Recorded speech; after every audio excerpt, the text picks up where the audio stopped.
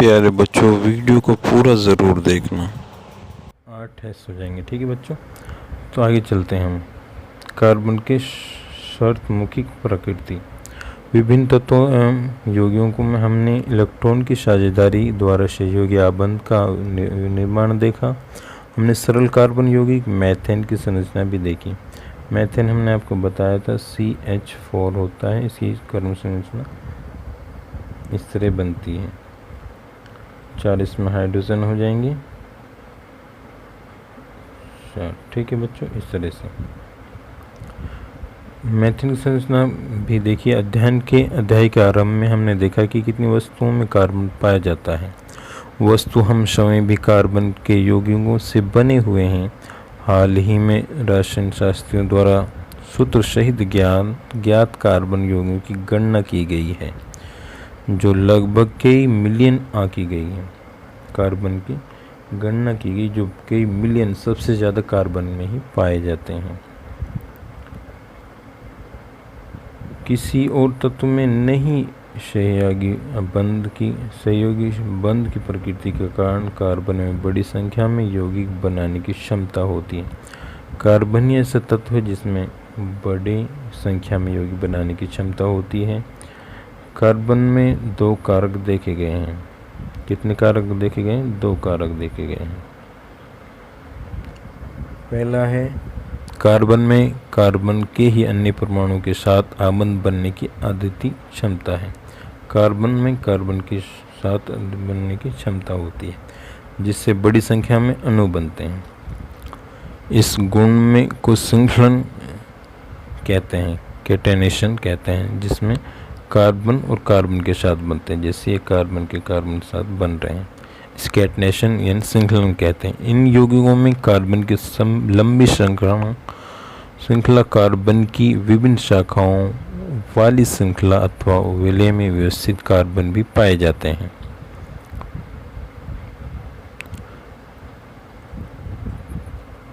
साथ ही कार्बन के परमाणु एक द्वि अथवा त्रिआबंध से जुड़े हो सकते हैं।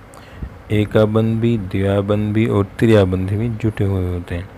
कार्बन परमाणुओं के बीच केवल एकाबंध से जुड़े कार्बन के यौगिक संतृप्त होते हैं, जिसमें कार्बन कार्बन एक आबंध से जुड़े हुए होते हैं। उन्हें क्या कहते हैं? संतृप्त बोलते हैं, उन्हें संतृप्त। ठीक है बच्चों, ठीक है, ये इम्पोर्टेंट है। और दूसरा, द्वि अथवा त्रिआबंध वाले कार्बन के यौगिक असंतृप्त यौगिक कहलाते हैं, जिसमें 2 कार्बन कार्बन साथ में हो या 3 बॉन्ड आबंध हो, उन्हें क्या कहते हैं? असंतृप्त। ठीक है बच्चों,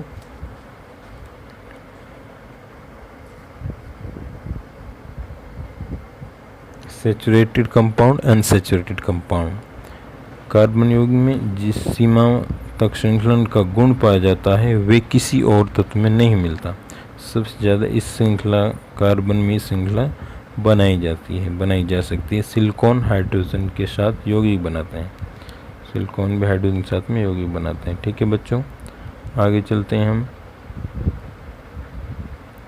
जिनमें 7 या 8 परमाणु तक की श्रृंखला हो सकती है, लेकिन ये यौगिक अति अभिक्रियाशील होते हैं। कार्बन कार्बन आबंध अत्यधिक प्रबल होता है, अतः ये स्थायी होता है। प्रबल अनेक कार्बन परमाणु के साथ आपस में जुड़े हुए अनेक यौगिक प्राप्त होते हैं।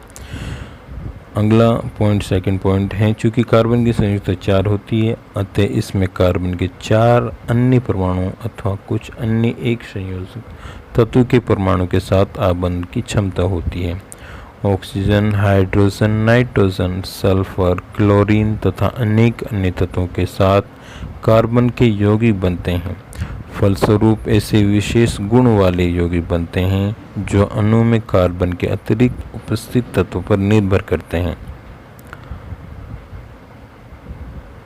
अधिकतर अन्य तत्वों के साथ कार्बन द्वारा बनाए गए आबंध अत्यंत प्रबल होते हैं, जिनके फलस्वरूप ये यौगिक अतिशय रूप में स्थायी होते हैं।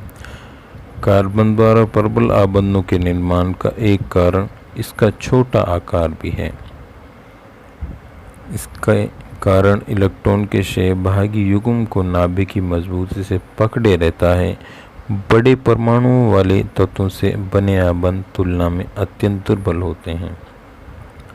बड़े आबंध होते हैं तुलना में दुर्बल होते हैं। कार्बन यौगिक, इसके बारे में हम जानते हैं। कार्बन में पाए जाने वाले दो विशिष्ट लक्षण हैं। एक जो चतुर संयुक्त है, जिसे टेट्रा बोलते हैं, टेट्रा चतुर संयोजी, ठीक है, जिसमें 4 इसमें बॉन्ड होते हैं और श्रृंखलन से बड़ी संख्या में यौगिक का निर्माण होता है। और दूसरा क्या है, श्रृंखलन में बड़ी संख्या में यौगिकों का निर्माण करते हैं।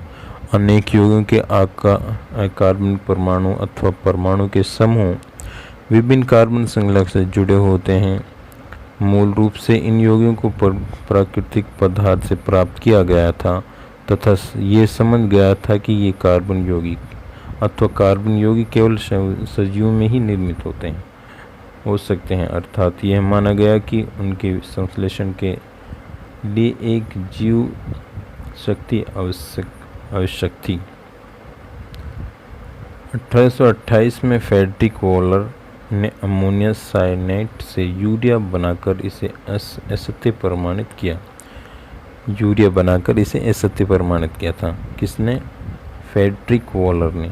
ये अमेरिका के साइंटिस्ट थे। लेकिन कार्बाइड, कार्बोनेट तथा बाइकार्बोनेट लक्षणों के अतिरिक्त सभी कार्बन यौगिकों का अध्ययन अभी भी कार्बनिक रासायनिक के अंतर्गत आता है और अभी भी इसी के अंतर आता है, कार्बन रासायनिक के अंतर्गत।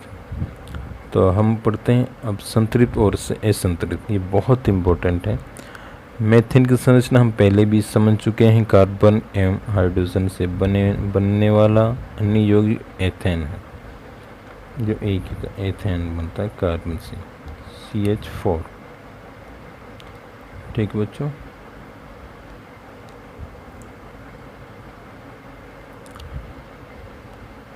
जिसका ये मेथेन क्या है बच्चों? ये मेथेन है, सॉरी। कार्बन एवं हाइड्रोजन से बनने वाला अन्य यौगिक एथेन है, जिसका सूत्र C2H6 है और इसका C2H6 ये है एथेन। सरल कार्बन यौगिक की संरचना प्राप्त करने के लिए सबसे पहले कार्बन के परमाणुओं को एक आबंध के द्वारा आपस में जोड़ा जाता है तथा फिर कार्बन की शेष संयोजकता को संतुष्ट करने के लिए हाइड्रोजन परमाणु का उपयोग करते हैं। उदाहरण के लिए निम्न चरणों में एथेन की संरचना को प्राप्त किया जाता है। ठीक बच्चों, कार्बन है और दूसरा कार्बन, इसकी संयुक्तता 4 होती है इसको पूरा करने के लिए, और बाकी में हाइड्रोजन को जोड़ा जाता है इस तरह से। ठीक है बच्चों, ये बन जाएगा एथेन। जिसका सूत्र हो जाएगा ये C2H6। यहाँ बाकी हाइड्रोजन में इसमें ऐड कर देंगे। ठीक है बच्चों, तो आगे चलते हैं।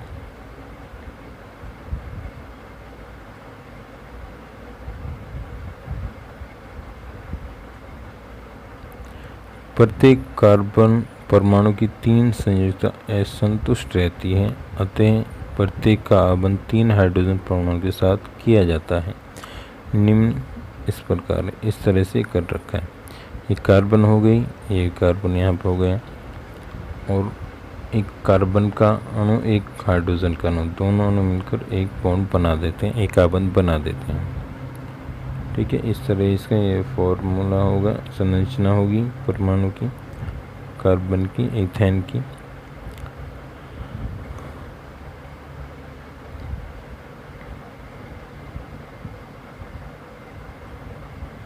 इथेन की इलेक्ट्रॉनिक बिंदु संरचना को चित्र इसमें दर्शाए गए हैं। क्या आप तो यहाँ तक ही रहने देते हैं आज के लिए। Thank you.